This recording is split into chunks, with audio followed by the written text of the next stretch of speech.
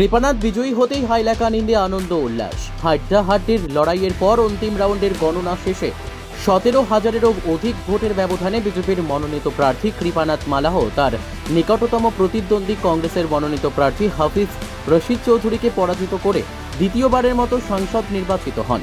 কৃপানাথ মালাহর এই বিজয়ের পর বিজেপির দলীয় কার্যকর্তা এবং সমর্থকরা বিভিন্ন স্লোগান দিয়ে ও আতশবাজি ফাটিয়ে আনন্দ উল্লাসে মেতে ওঠেন।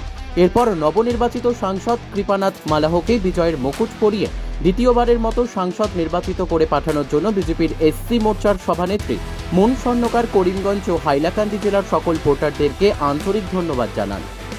Bureau report, Nababarta today.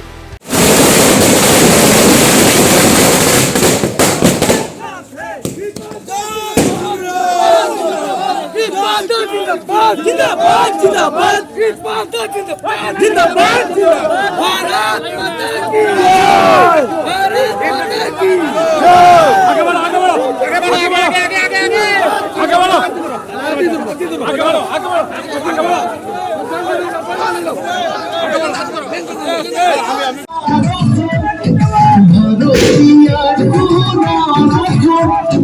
গরি বলে আমি এখন প্রগতিশীল মোদি সরকার আগুয়াবাদ মোদি সরকার আগুয়াবাদ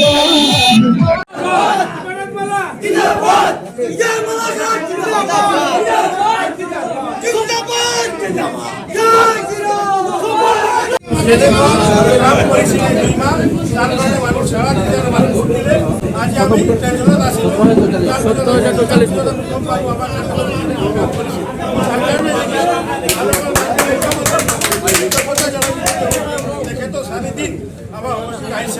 বাকি আরো মিনিস্টারও আসলে বিশেষকৈ আমার কার্যকর্তা আমার এই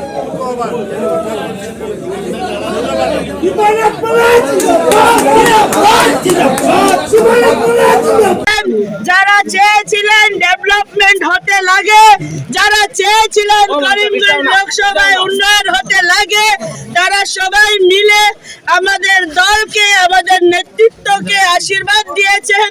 তার জন্য সবাইকে অনেক অনেক ধন্যবাদ।